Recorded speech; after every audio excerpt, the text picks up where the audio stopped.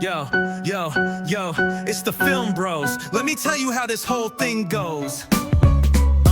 Now this is a story all about how three bros came up breaking movies down. Yeah, yeah.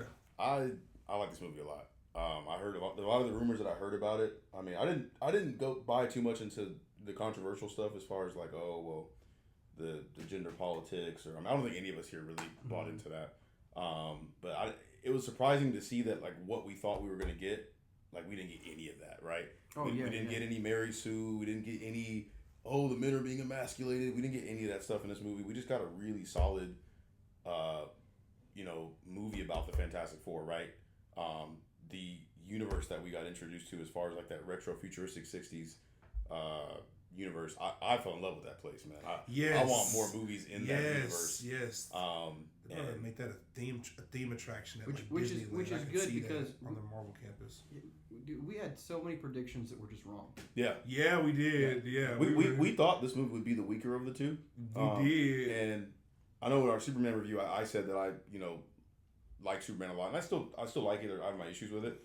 But I definitely can say definitively that Fantastic Four I like more. This one sits on me, but I've only seen it. I'm going to see it again, but like right now, it just sits on me better. Like I just think of it more fondly than I think in memory of Superman. I don't want to make this about Superman, but okay. So you mentioned you were really into the world, and I can piggyback. I feel like, as far as like just set pieces go, and it doesn't have to be action set pieces. Sometimes we get caught up in like the big set pieces in comic book stuff, like the most immersive stuff or action set pieces. But man, just being like in a Baxter building felt very believable. Everywhere they were at felt believable. From being the Excalibur to being out on the street, or like being out on the street when he was picking up the car for the school kids and whatnot. Mm-hmm. Felt like he was like. It didn't feel like we were on a set. It felt like Ben Grimm was walking through the New York Earth 2-8 streets in '65. Yeah, you know what I mean. Mm-hmm. So cool. Yeah, so cool. I'm glad you mentioned that. Yeah, no, I love the universe. We got to talk about the casting. The casting I think was really good. There were concerns. There were concerns about.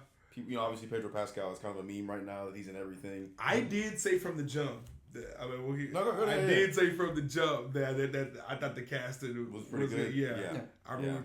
I felt they had tried a lot of different people, but I feel like everybody was just perfectly casted. Vanessa Kirby, man, as an Invisible Woman. Yeah, I just like how in this movie every character got their time to shine, essentially. Yeah. I mean, you have people that say like Ben Grimm didn't get as much as the other characters, but I mean, there was that scene where he was in space. I mean, he was the pilot, you know what I mean? So, but every character, I feel this was really like a family movie. You know, I hate to use this comparison because it's kind of like we talked about this before, right? The idea came from the Fantastic Four, but the Incredibles kind of did it the right way. Right. This movie felt like it copied the Incredibles, either the Incredibles are a copy of the Fantastic Four, which is kind of crazy. They kind of took it a step further too. It's like, hey, we'll age up the kids. You know what I mean? Yeah. Like between like the Johnny and Thing, dynamic. Like they kind of, man, where I went into it thinking like, man, Incredibles has set the bar for a lot of different things. This movie's gonna have to hurdle. You know what I mean? Yeah. And in some ways, like they didn't win every battle, but the overall, they won a lot of different battles, I would say, as far as like that, like where you walk out of it like, wow, not only are you just as formidable, but like now Incredibles 3 can't be just some lazy put together thing. Like people are going to expect more from Incredibles 3 based on this movie alone. Like, but yeah, it's all about. And I know you probably heard of this term because you've worked in stage and you know a little bit about the film industry. But like they say, it's about who gets to it first. It's not about like whoever gets to the people first, and Incredibles got to the people first, and Fantastic Four tried, it couldn't break through. Yeah, and so I don't know, it set a pretty good bar. But like you mentioned, them using their power, like I think not only were they really good in using their powers, but like as far as like getting their time to shine in those moments, but also like it's things like Johnny's action set piece being a science experiment, you know, with the language thing and whatnot. Like Johnny Storms, like you know, usually mostly portrayed just like a, you know, celebrity kind of like hothead, yeah. literally Playboy. You know what I mean? Like for his action set piece, even though it wasn't the long, people exaggerate, say it's only 2 minutes. I'm like, we weren't watching the same movie. That was, you know what I mean? It's clearly wasn't. I mean, it's exaggerated, whatever. Yeah. But that his plan and his action set piece, where it's solo Johnny for real, is a trap for a science experiment, basically. That was so cool. And the arc that he kind of went along, like with Julia Garner, like I really liked it. And I'll tell you, I think that Julia Garner, her Silver Surfer, crapped all over the preconceptions that those memes had. Because what's funny is that before this movie was announced, before the trailers of this movie ever played, like there probably weren't very many people in their right mind that would be like, oh yeah, Fantastic Four: Rise of the Silver Surfer, that was one of the good ones. Right. Like that was junk popcorn movie that had, you know, the Galactus was the Orc Cloud. It wasn't even Galactus. And it just doesn't hold up. But as soon as this movie was announced, as soon as Julia Garner was, you know, revealed, it was like revisionist history. All of a sudden, it was like, she doesn't stand up to that other Silver Surfer, man. She crapped all over. Yeah, she did a great job. I agree. She did an incredible job. She had really great action set piece. Now I knew she would because like I don't know, you guys haven't seen Ozark, have you? I have seen Ozark. Ozark? Yeah. So that's one of the things that I got introduced to her in. Yeah. And like her range is so fantastic. Like I can't wait to watch. Was it Monsters? No, not Monsters. Weapons. Yes. She's Weapons. She's the teacher. Yeah. That's a movie. That's the next She's movie. the one where it's like, if you want to take it, you'll have to fuck it. Kill me. Have you heard that sound before? No, I haven't. It's from Ozark. It's from Ozark. Really? It's like a famous like TikTok sound. Okay. Yeah. That's her. Yeah, she just. Like her delivery, her range. Man, she's got, because that's a hard role to do because you're covered in chrome. You know what I mean? Like, there's not anything like, I mean, besides like frame and whatnot. Well, she looks amazing, but like, you have to. Man, I know we heard this. I kind of hate that we heard it in the trailers, but like her Galactus speech. Oh my god! When I first saw that, I said it gave me chills. Like it really did. Just like this planet is doomed. Like I was like, yes, all right. Yes. Like it was really good. What I think that Marvel has done really well with roles like that is that you've got Silver Surfer and Galactus are not really emotive characters just in general. They're covered in paint or prosthetics or whatever. Or just like whatever. Yeah, doesn't. But instead of them taking a no-name, who cares mechanical actor and being like, well, since this character is not emotive, we can just throw somebody in and it's fine. Right, yeah. They take somebody who is known specifically for being emotive and they throw them in those roles and allow them to show emotions in their voice, the way that they look, those micro expressions that you wouldn't get if you were to put just some schlub in it. So so you know, when you first hear... Or if you're reading any other medium or watching them, because they are not like that in any other medium besides this movie, as far as like their expressiveness, like Galactus and her. Yeah, I have never seen... Yeah, the actor for Galactus, I forgot his name. I always forget his name. He's a great actor. Yeah. Dude! Is it Ralph? Have you heard him talk? Innocent? Have you heard him like just talk? Yeah. Well, he was in the Chernobyl show. He talks just like the Galactus. Now, they weren't enhancing his voice too that's crazy. Him. That's his voice. Yeah, so both phenomenal. But that's what's so great about it, and they kind of started this in the past. Like if you remember, like Dormammu is actually done by the same actor who does Doctor Strange. Like you know he is Dormammu. Benedict Cumberbatch. So Cumberbatch is both characters or whatever, and it gives them this ability to make this character who otherwise is just this unexpressive face, and they're like, no, we're gonna give you like a really good actor. They did it with Ego. They have like a good track record of being like, let's not throw away this character. Let's give it to somebody who is gonna put meat on an otherwise dry bone. Yeah. Garner was a great pick. Great choice, and so was Innocent. They literally. You know what's crazy? I was thinking about it. MCU villains actually, besides like I know people have had their grievances, but they've done villains pretty well. And if you tally them up, like you got the High Evolutionary, Wenwu, Galactus, Silver Surfer, the No Way Homes Rogues. There's no way that's it. Wanda. Well, we're talking Phase 4 and beyond. Yeah, Wanda, and then He Who Remains. He Who Remains. Yeah, like that's 7. That's pretty good. Thunderbolts have pretty good antagonist. Valentina, I guess. Mental health. Just kidding. We love it. And I sent you a text about what you thought about them nerfing Reed Richards' power. Remember what I said back? Now, I did, but since then I've kind of changed my mind. But there's still a part of me that wishes that there was a little bit more fantasticalness in some of the powers that were displayed, especially from Reed Richards, because mostly from him we got him stretching to do chalkboards, and then doing his stretching kind of parkour. But none of the strange, fantastical kind of powers that we've seen in the past. Now, I've gone back and rewatched some of those scenes from like Rise of the Silver Surfer, and I'm kind of glad that they didn't do some of the stuff that was in there because it looked really, really bad and cheesy. Like him turning himself into like a giant type of pancake and smothering somebody with his head sticking out. And I have heard. Yeah. So like part of it, like I'm glad that they didn't go that obscene with it, but at the same time, like he can do really, really weird things. So it's like not only is he like he's kind of a sociopathic scientist hero, he's also just a really, really weird character. Like, in terms of like anytime that you see a comic book panel with him, like he's never normal. And Pascal was normal 90% of the film, right? With very little hints that he had, this. They changed it for sure.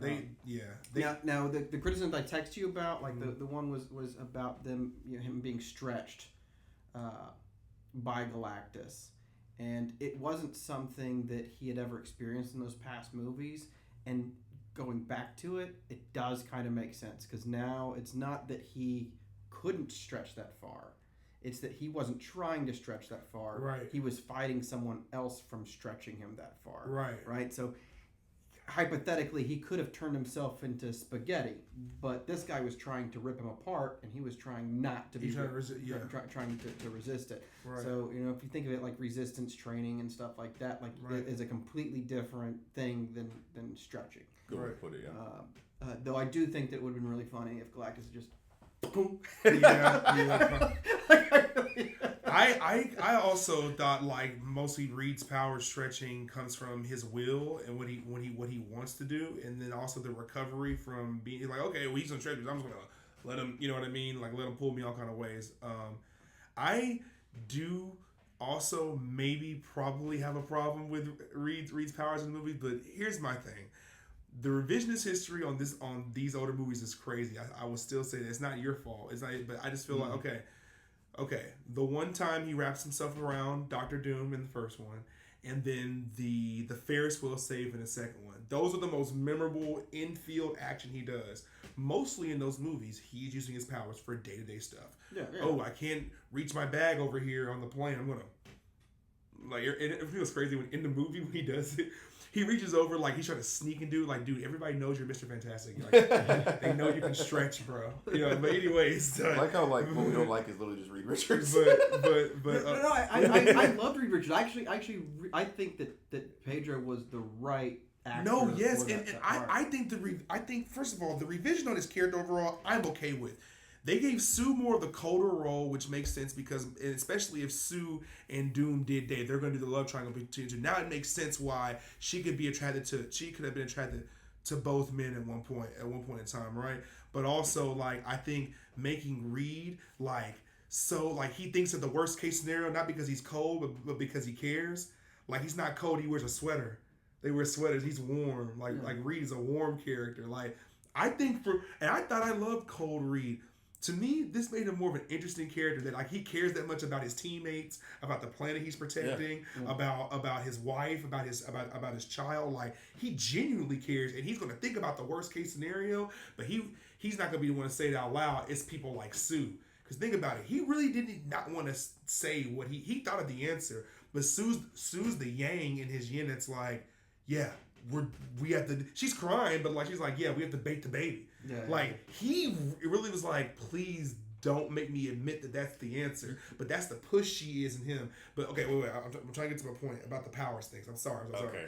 But what I'm trying to say about so overall, I loved the revision on his character. It worked for me, and giving Sue the coldness works for me too. Okay, now his trading off the few times he did some crazy infield stuff in the movies, and all the times he's just doing day-to-day stuff in those movies, mostly using his powers, to basically having him do the most infield action I have ever seen him do on any TV show, probably comic book, at least issue, and game, I think, because I haven't played that many games, and him mostly be reduced to the concept of like he moves around like Spider-Man. It works for me. It works for me. Like I'm kind of cool with it. You know what I mean? I'm like, I was watching. I was like, he's Spider-Man. Okay. Yeah. I mean, in the Marvel Rivals game, they made him Monkey D. Luffy because that's that requires of him. But this movie's like, okay, he's pretty much Spider-Man, but he's really, really smart. And also, the bonehead decisions that Reed makes in the other movies really bothered me versus this one were like, yeah, he makes some mistakes, but most of these decisions are getting their asses out of Dodge. Yeah. Like, he's making some effective decisions. Like, even though he has this fantastic powers, literally, his number one power is still like his brain muscle, like his intellect. Yeah. That's really cool. They do establish that pretty early on when they talk about all of the villains that they've already successfully, defeated in one way or another, and that like it wasn't just that like they went out and killed him or arrested him or anything like that. He made the world better for all involved, and they all know that like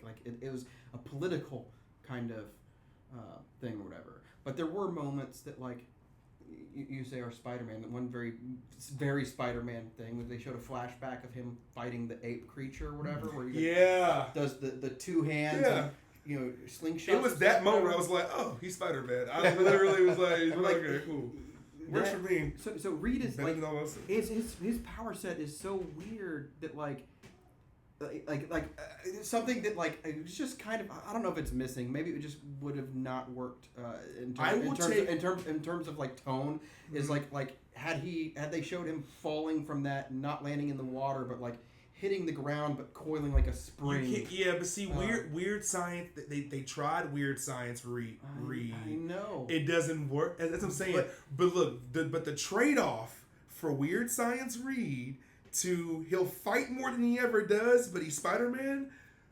I'm cool. Like y'all are y'all okay? Or you want to see him turn into a construct? Like, what do you want? Do you want to see a construct? Not necessarily a construct, but something that shows that he's as fantastic as everyone else, because they did a really good job. He's smart as shit. Well, that's my thing with Reed Richards. Like, I'm not like, we know he's got that particular power set, and people, you guys, have your criticisms, but I was just wowed. I've always been wowed by just Reed Richards' intellect. Like, that really is his superpower. He's the one, like in that scene where they're in the ship and it's like, what do we do? It's like, Reed, what do we do, Reed? Because like he's the one that he has has the brain. Like, they're like, not. Your wife's in labor. They're not motionless without him. They got the best pilot in the world. Yeah. They got They have Johnny Storm. I need I say anymore. You got Sue who turned.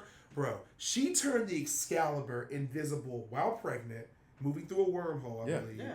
And then did it while in a wormhole again, delivering. Because I realized Galactus forced that birth. Yeah, he did. He draw that baby out. Yeah. Oh my god. You got the power cosmic. That scene that you're talking about was really awesome, but think about it. Their first trip to meet Galactus, the one person whose powers really seemingly didn't seem all that necessary was Reed's. Yeah. But he still had he had a lot of action scenes though. He had more. I know they may not have been like as memorable as the other ones, but He was in there stretching, kicking ass. I think I told you this. I see Reed. He is the intellectual leader of that group. Like, as far as coordinating the plans. Johnny Storm's the one who like intellectually like figured out all the stuff. But Johnny is their field person. You remember that one scene where she was coming down? Johnny scout. He's a scout. Reed was like, Johnny. Yeah. Yeah. Bro, Johnny was like on it like that. But that's what I know. This is like a don't like section, but like I'll say I like. That's what I like about this film. It's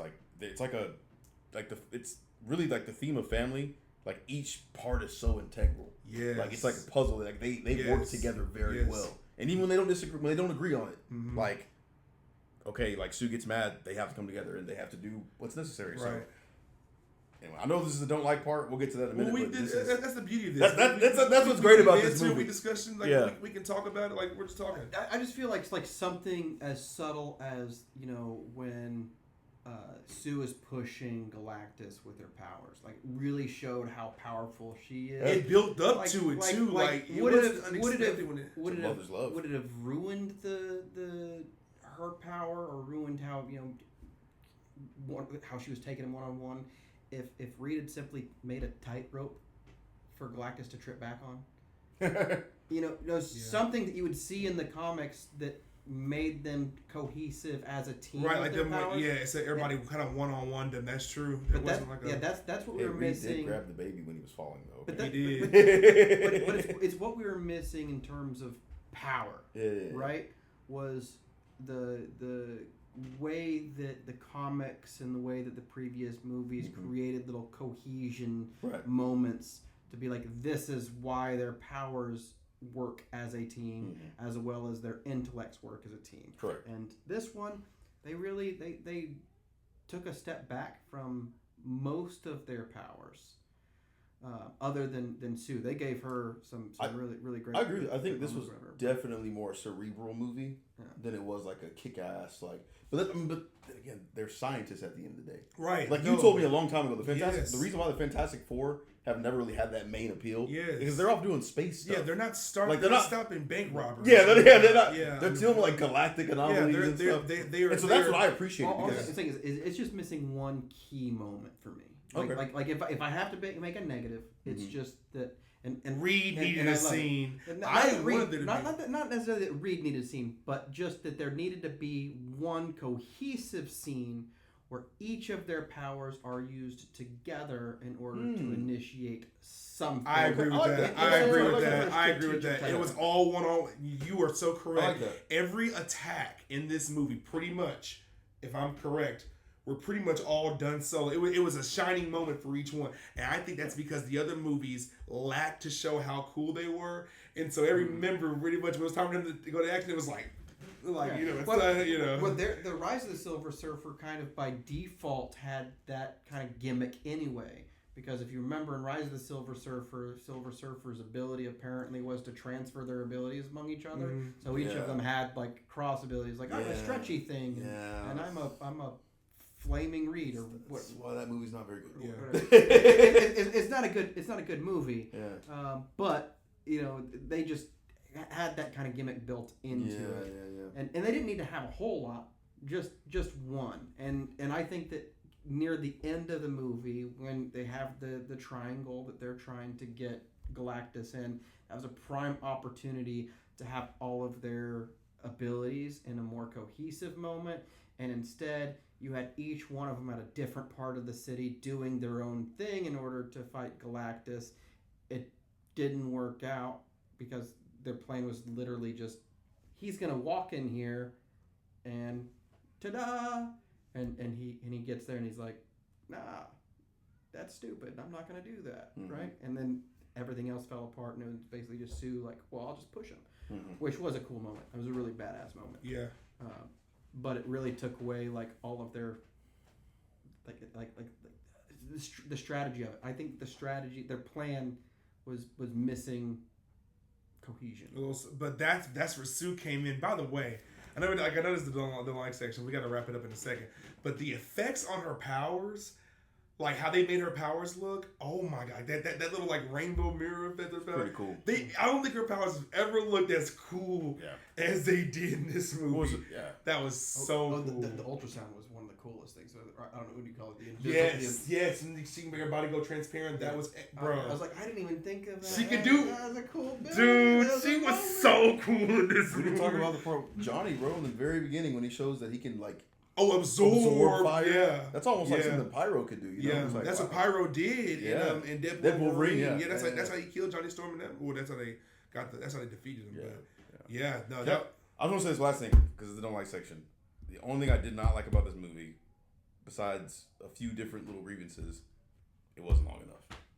True. There's like 15 minutes. I wanted more of the movie. That's all. Like 15, 20 minutes. Yeah. I had such a good time watching it. As Wes likes to say, I was able to hug this movie. Hug it. I did hug this one, by the way. There's definitely. I wanted like 20 or 30 more minutes. There's definitely, especially like some of the montage type stuff, and also like with Mole Man, where I was all like, you know, they had a prequel comic that released just before it, whatever. That would have been great to see some of those moments a little bit longer. No, they did. No, in the movie, I'm saying it would have been great to have like a little bit more action of some of those villains that they successfully stopped in the past. In the prequel cut? In the movie. Oh, in the movie, yeah. Right. So I thought we were going to get more of those scenes, too. I thought we were going to see way more of them fighting. Basically, it was like it's a montage. Like, well, at least we got that versus, like, just text. Text that say, there was a movie that came out before Fantastic Four that just had text. Yeah. I don't know if you know what I'm talking about. What do you mean? Oh. No, let's go to that one. Take notes, James. Superman and Fantastic Four are very similar. I think they're probably going to both end up at the same number in the box office. Yeah. But I think that Fantastic Four succeeds in places that Superman doesn't. I think both movies are trying to do the same thing. Like, you had the retrofuturistic vibe. You have the classic heroes that boomed around the same time. Mm-hmm. Well, maybe Superman was a little bit more earlier. But Silver Age? Mm-hmm. Silver Age of characters. Bright, colorful costumes, classic looking costumes. They're all trying to do the same thing, right? But I just feel like Fantastic Four had just a way better attention to detail, and it did way better in the execution department. Just they both movies executes casting pretty much well for both movies, but I think the execution of the cast of Fantastic Four was easier to understand because and also the plot. Yeah, that's what I'm saying. Superman is a movie that's pretty much it's all over the place. Yeah, Fantastic Four is a straightforward plot. So I think your actors have a better chance at executing and not only buying in, but executing this concept to the best ability. And they did a really good job at doing that. Yeah. I think overall, like, just like not only making their powers cool, but like showing like what they actually had. I thought it was a gag in the beginning, and I didn't know what kind of movie I was in for. They were like, Reed's going to space, and he's taking the smartest people in the world with him, who just so happen to be his wife, her brother, and his best friend. And I was sitting there, I was like, okay, But then you watch this movie, and you're like, yeah, Ben Grimm is the best. The way he guided the Excalibur down to the Galactus planet. Oh my God, I'll never forget that. The way, like, we just mentioned a bunch of Sue moments. I don't even waste my breath. There were so many Sue moments, right? I like Spider-Man Reed Richards, and I also like how brilliant he was. Yeah. And I thought Johnny's obsession with wanting, like, not only wanting to go to space, but like he literally wants to lead. Like his calling, maybe because he's an element. And that, fire can go across many different planes and dimensions. Like, maybe he feels a calling to something bigger because, like, he is fire and whatnot. I can't wait to get that question answered. Not even a gripe. I just can't wait to get that question answered. Like, he was so willing to put his life on the line. It felt like Johnny is always so ready, even though it was for his family and for the world. He's ready to get to that next plane. You know what I mean? There's a reason why, like, because he's pretty much what they describe. He's a straight guy or whatever. When I thought it was because he might have been like gay or something when she was like, hey, he's single, and he's like looking at his sister like, hey, why are you saying that? Because he's not interested in any girl on Earth. The girl he wants is somewhere in outer space. You know what I mean? Like, because he wants somebody that is on his level. Is on his level, yeah. Intellectually, power wise. That was really cool. So I thought, and then him being the expert linguist to break down this alien language, it's just cool. That's just so cool. So. Yeah, I think, I pretty much overall had a great time with this one. This is the first superhero movie I've hugged this year, and the second movie overall I've hugged this year. And yeah. Okay, so those are my closing thoughts. Yeah. Chase, you want to go? Closing thoughts? Yeah, Fantastic Four surprised me more than Superman. Superman was almost exactly what I thought it would be. It felt very James Gunn. The plot didn't surprise me all that much. The parts that did surprise me were where James Gunn held himself back. Yes. And Fantastic Four, on the other hand, tonally it was different than what I expected it to be. It ended differently than I expected it to be. I expected it to be so tied into Doomsday. Avengers Doomsday. Yes. It's a contained story. Yeah, it is. It works. So I expected it to be more open-ended, and I expected it to be more predictable. I expected the planet to. I expected this universe to be a one and done type. Right, and Reed being like, we got to. I thought Reed would never have to piece up out of there. I thought, yeah. And they had me even. There's part where all the people are standing outside and they're just rioting and booing and kill your kid. And Sue comes out and I'm like, oh. What's going to happen now? Good speech too. But even then, I was expecting like, oh yeah, they are going to sacrifice this planet or whatever. And here's the justification for it. Like all these people are pretty monstrous. Because if somebody told me to kill my kid, I'd be like, I'm going to doom this planet. Yeah, we're all going to die together. How about that? I hear that. For it to not go that route, was again surprising. And then I think overall. Yeah, so surprising turn after surprising turn after surprising turn with this one, my biggest disappointment is that I feel like Marvel is less likely to follow this up anytime soon with something of equal quality that based on Marvel in the past, they're most likely gonna put in 5 or 6 filler movies that are. Well, let's hope Spider-Man. Let's hope Spider-Man brand new days. But I feel like James Gunn's more likely to respect his characters enough and his audience enough to follow up with characters that we do want to see right away. Right. While Marvel, a lot of times, they got their head up their butt, and so hopefully they look at this and they realize what they have. Yes. And bring us more of that. Yes. As opposed to. Yeah, I just want to say this. This movie felt unique. It felt special. Like it felt so different, like you said, from just anything that we've gotten, especially just post in-game, right? That's why some of the reviews are like, hey, like this is like one of the best since in-game. Yeah. And so, I told Wes, like there are parts of when I was watching this movie, I was on the edge of my seat. Yes. And I haven't felt that way in a while. Superman didn't do that. Thunderbolts didn't do that. Captain America didn't do that. So this movie, I was like, wow, like just that the scene where they're leaving Galactus planet and the black hole scene. I was like, wow. Right. There's my Interstellar, right? Interstellar is one of my favorite movies. Yeah. There's my Interstellar. It's your moment right there. And it's just like I was able to really just. And they didn't have a Joey moment. Yes, complete with a baby being in the movie. There was a baby sequence in this movie, and it wasn't Joey. There's no Joey. Yeah, but like Superman, literally, they're a lot of it's very shotgun blasty. Yeah. Like will this work? Will this work? Will this work? Yeah. How about this joke? How about this joke or whatever? Yeah. And when one doesn't land, you're like, man, you had something really going, and then you had to do the Joey thing. Yeah. Right. And there wasn't that moment in Fantastic Four. I felt like it was a much more. In spite of what I said about things I don't like, a much more cohesive movie that from beginning to end was just a very, very good movie. Yeah. Loved it. Cool. We're just 3 film bros sitting back with some snacks, breaking down the big screens, no cap, all facts.